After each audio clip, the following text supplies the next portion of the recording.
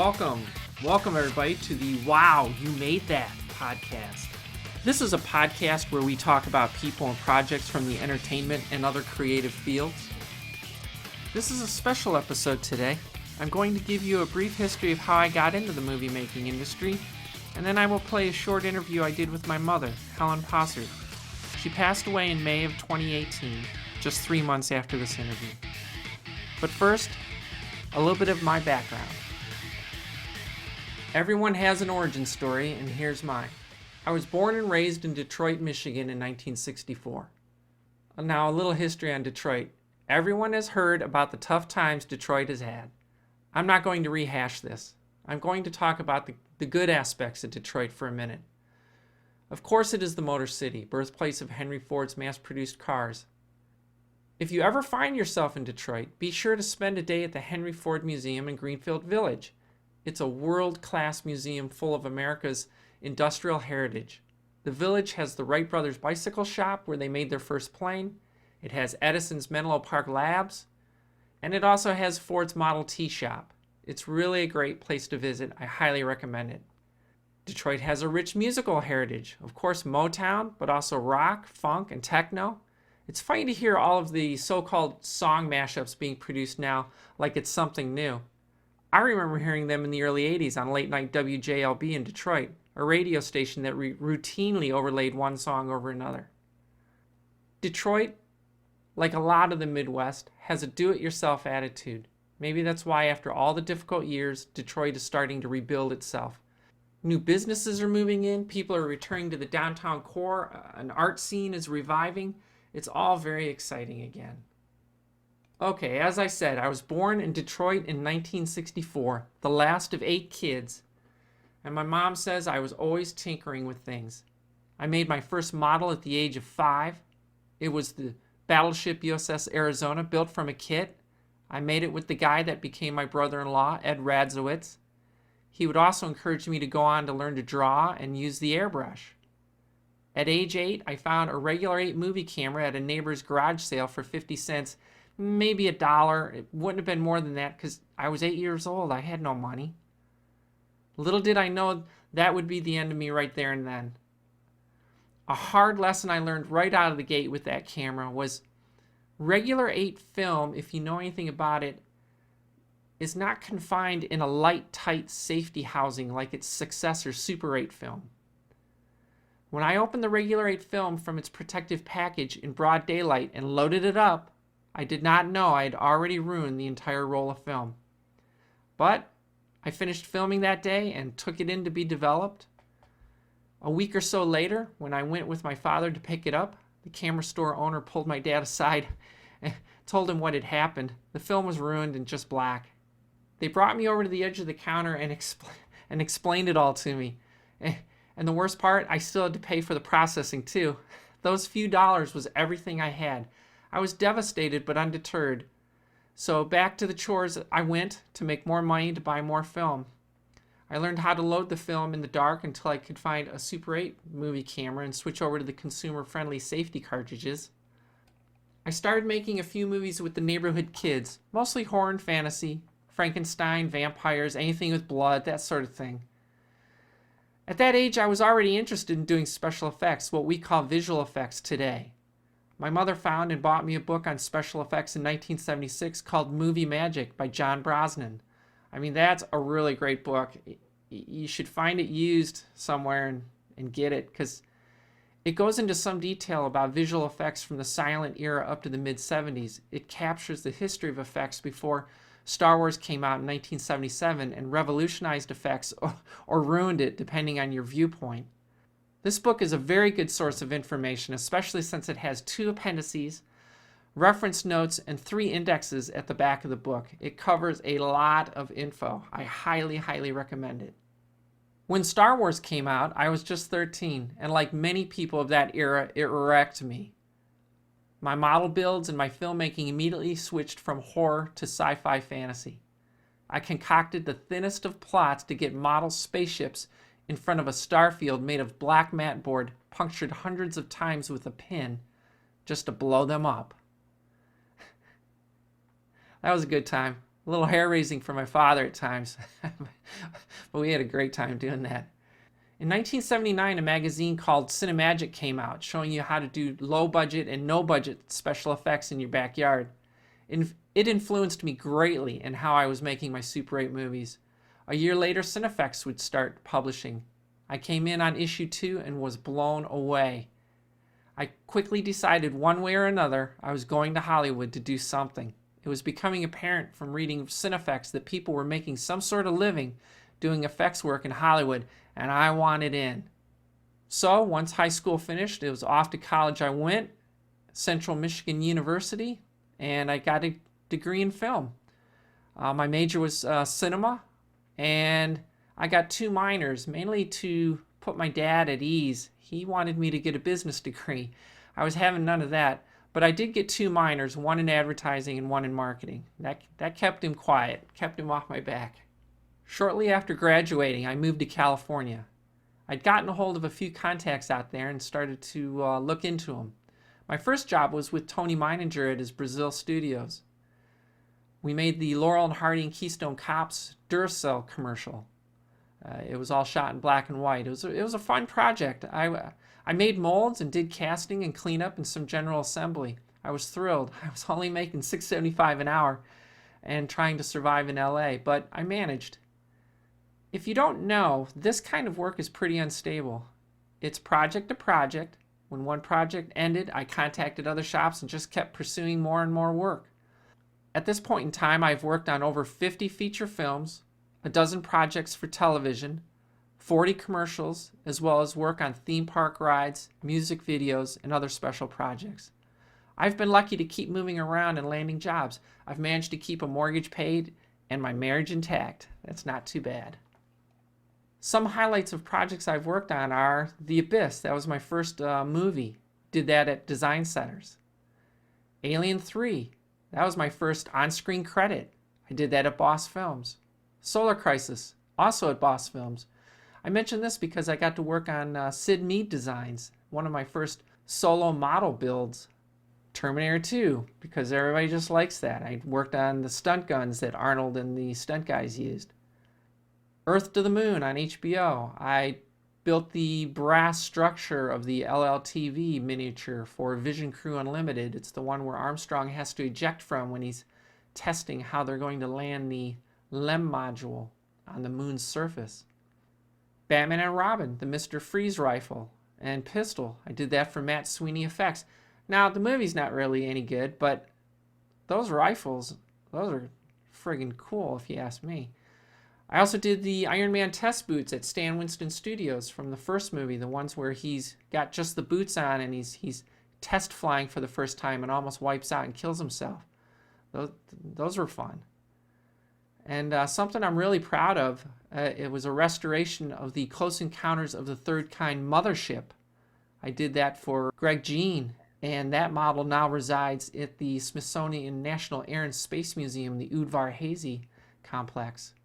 Really proud of that. Recently, I finished a 4-movie stint at Leica Studios. I started at the beginning of Paranorman in 2010, and shortly into the project was asked to lead the model shop. On that movie, we started doing nickel plating in-house. It took a little while, but we dialed it in. Early on, we weren't getting but maybe 1 in 10 pieces looking any good. And by the time we dialed it all in, we were nearly 100%. You can see a lot of that nickel plate on Mitch's van throughout the movie. It looks really beautiful. The crew did an amazing job dialing all that in. The next movie was The Box Trolls. I was head of the model shop for that. The model shop led the company in determining the look and style of the entire movie. Look development, they call it. We were on that for a few months, nailing the look of the movie before anything was made for production. That movie is also notable for a record that the model shop set. And when I say model shop, I mean I also include the mold room, the laser cutter, and paint. But that group, the model shop, set a record on the Box Trolls for the most miniatures made for a stop-motion movie. Over 20,000 individual pieces were made in just 18 months. I'll always be really proud of that crew. I finished my time at Leica doing Kubo and the Two Strings and Missing Link. I'm always open for new adventures, so if you've got a project out there and you want to hire someone to lead it or supervise it, give me a call. Okay, we are going into the interview I did with my mother next. When I did this in February of 2018, she was 89 years old. She was also entering into early dementia, meaning she was becoming forgetful. You may hear a bit of that. All right, here we go. Let's talk to Mom. Oh, yeah. All right, so we're doing an audio test right now. You should talk for a little bit. Well, I have not too much to say. I'll always answer any questions you have. That should do. Okay, I'm here with my mom, Helen Possert, and we're going to talk a little bit about Michael and when he was born and the silly things he used to make and sit in my kitchen table. Perfect. Like, what's some of the earliest things that I made or did creatively that you remember? You used to make little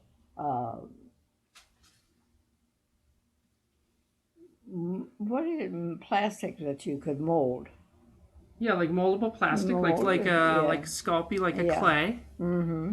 And he'd make all sorts of little animals and people and everything, and open my big table and set them in the slit and shut the table again. He'd have all of them scattered around the table and take pictures and tell me what they were doing and why.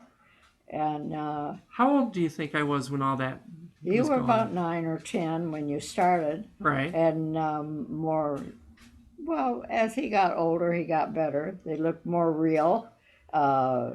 We never had any space aliens sitting around. No, that came later. Yeah, that came later, about 4 or 5 years later. Right. And all I could say was, don't ruin my table. That's all. And I did pretty good with that. Yes, except for one little spot where you put the slat in. Right. And he took the slat out and set the little fire on his little gnome that he were made and set there, and he wanted to see it melt. And he saw it melt. Well, you remember all the things, don't you? Oh, yeah, yeah. And he just, from the word get-go, he was always into miniatures and making movies and messing up the kitchen a little bit.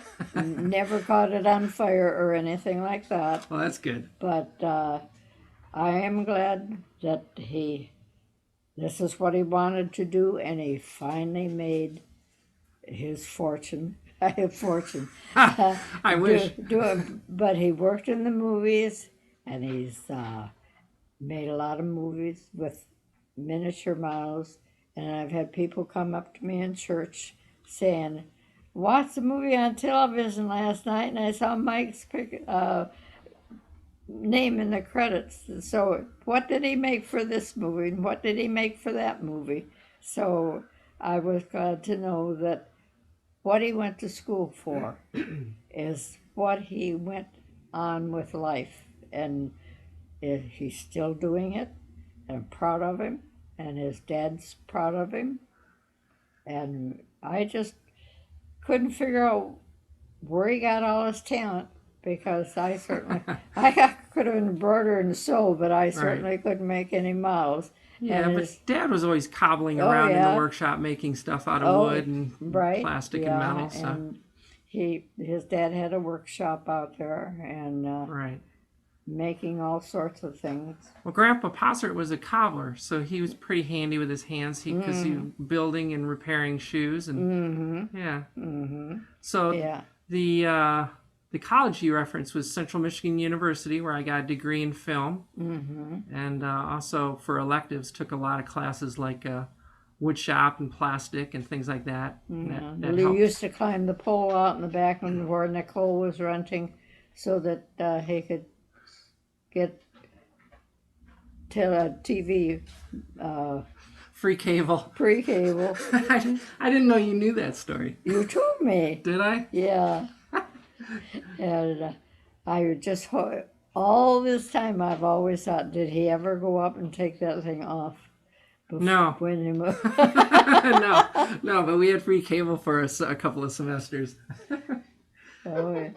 So you remember me making things pretty far back then? Oh, I think you were about 9 or Right. 10. Oh, yes. Right. You've been making things since you were old enough to get a knife with a good blade or Right. something. I was pretty young. And you wouldn't hack up something in the house. Right. It was always something that you found that you could make it without taking a leaf out of my table or something. Yeah. But, Right.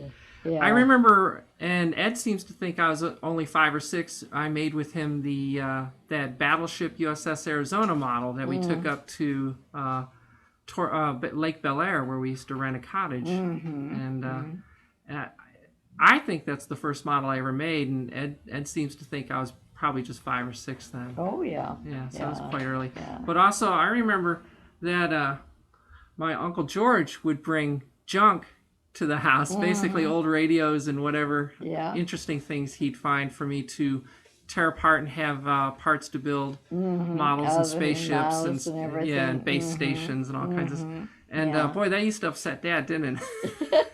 Yeah, but still, I mean, Uncle George did a lot with giving you spare parts and things like that from Fords and everything. Yeah. Because, he had a workshop besides my kitchen that he could make other things more intricate and everything. You could do them out there. You didn't have to always be on my kitchen table and I hated the idea that it either had to be after lunch and before dinner or after dinner until breakfast the next morning. Right. But right. he was very good about cleaning up any mess he made. And well, you always seemed to encourage it. I never really got the impression growing up, looking back now, that you would rather I not be creative. You always seemed to support it. No. That's something I figured you wanted to do, and you might as well be doing something you wanted to do rather than push you into anything that you were doing just because we asked you to. Right. And I mean, I can even remember the time you run the lawnmower up the tree.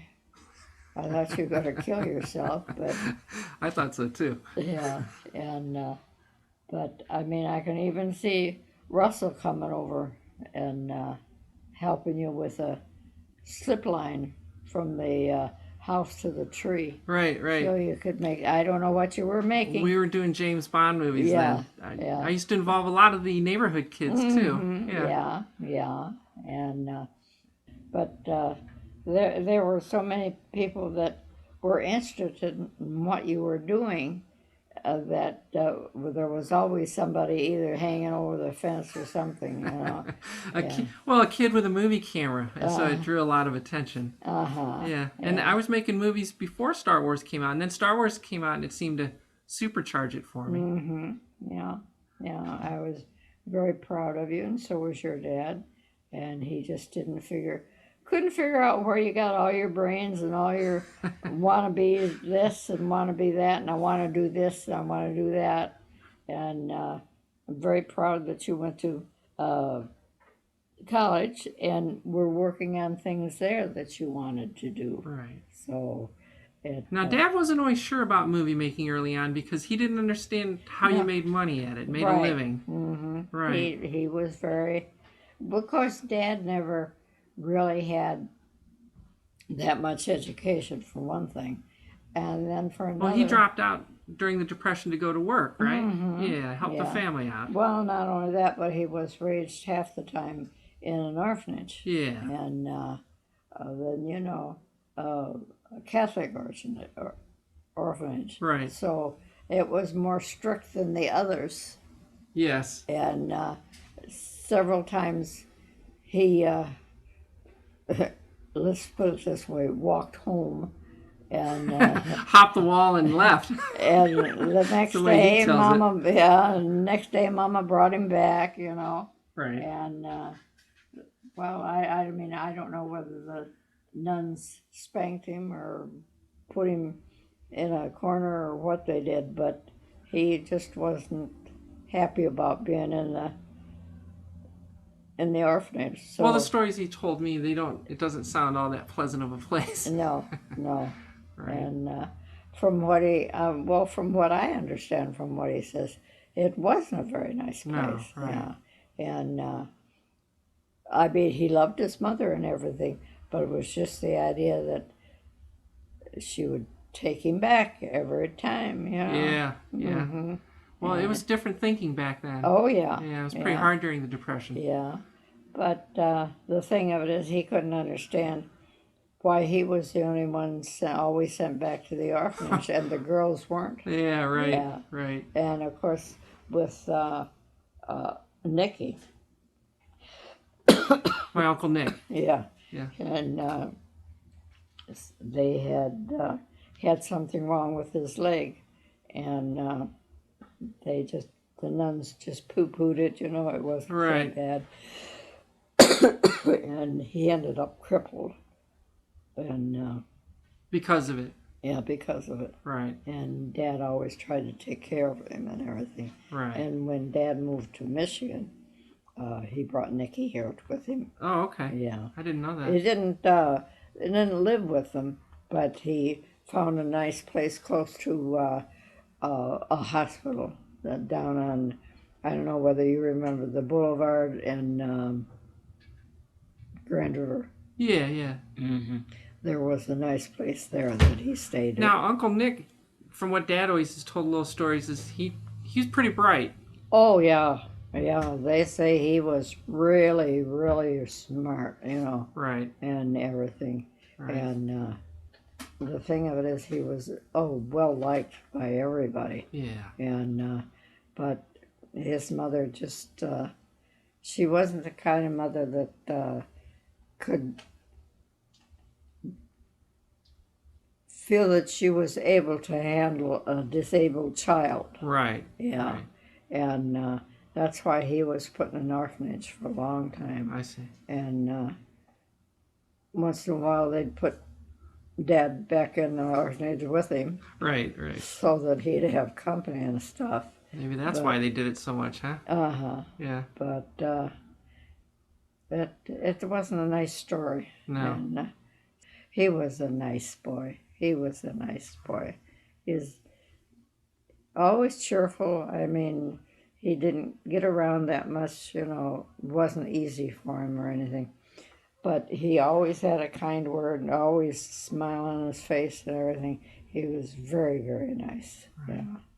And so I go off to Central Michigan University, and I get a degree in film. Dad's not real sure about that. No, he's not sure. He didn't know how I would quite make a job out of it. Yeah, he didn't know that you would be able to be on your own without living at home. Right. And when you said you wanted to get married, he wondered, she had to be crazy to want somebody that was going to make film and didn't even know whether he had a good job or not. Right, So, right.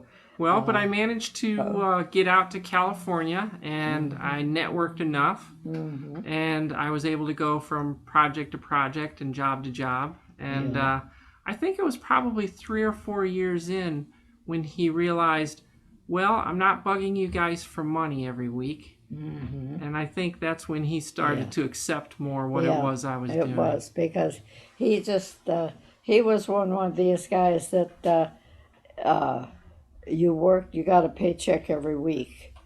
And it was enough to pay the bills and still have money for groceries and stuff like that, you know. Right. And he just couldn't understand how anybody with a degree in filmmaking, or whatever you wanted to call the degree you had, could make a go of it, Right. you know, and everything. It's tough. A lot of people don't. A lot of people will go to California or Los Angeles and they'll try for a few months or a couple years even, and then they'll decide it's not for them, or they can't make a go of it, and they go back home. But I'm too stubborn, I guess.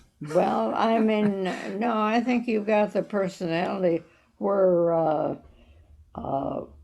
you know how to talk and sell yourself. I mean, you don't hang back without telling them what you went to school for, how many years you've been doing this before you really went into college and the movies and everything like that. How your parents encouraged you to go ahead and make little models and do things with them and everything. Right.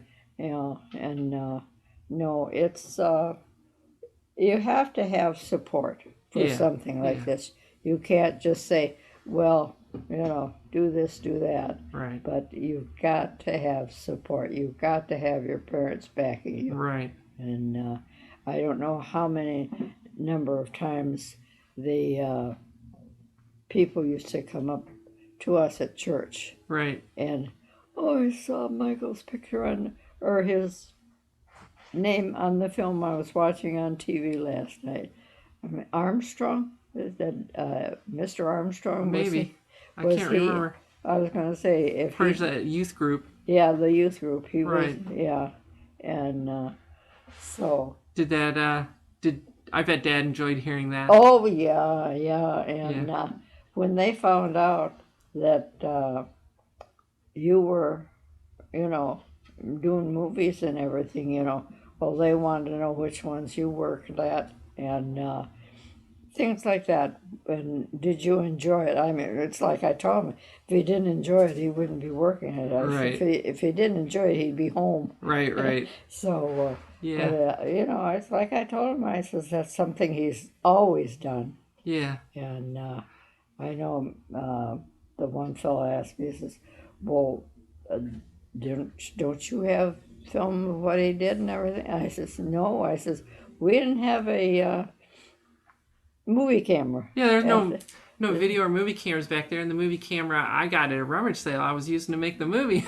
Yeah. Right. So, I mean, it's like I told him, I said, we had no, not the money. I says, with the kids we had and putting two of them through college at the same time.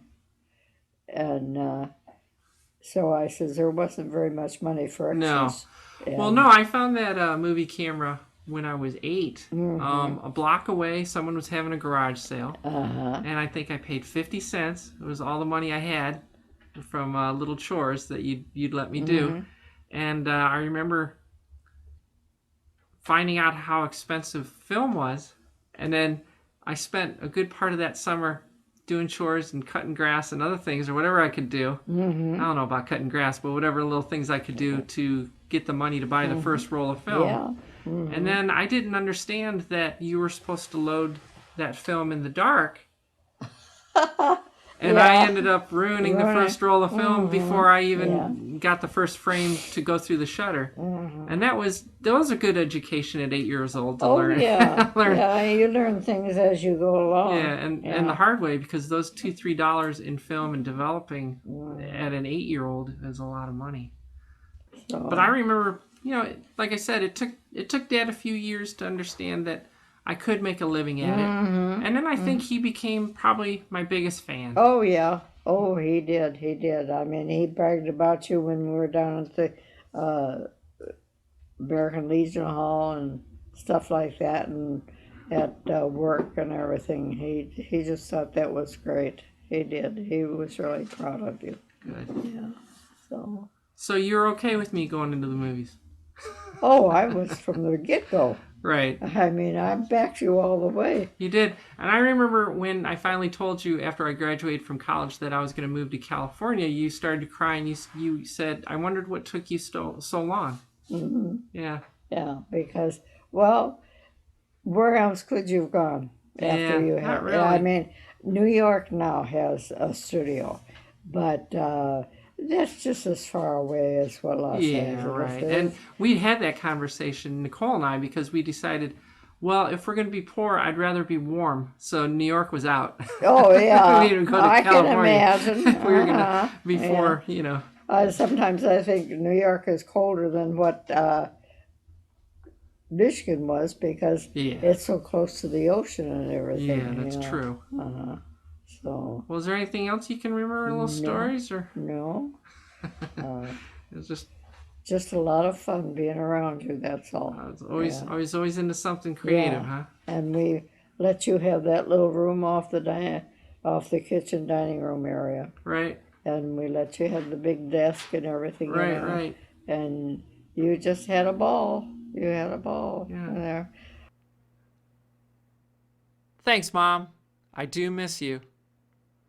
I want to thank everyone for listening to a bit of my origin story. If you visit michaelpossert.com, you can see pictures of my mom and dad, and also some show notes and links to things I talked about with my mother.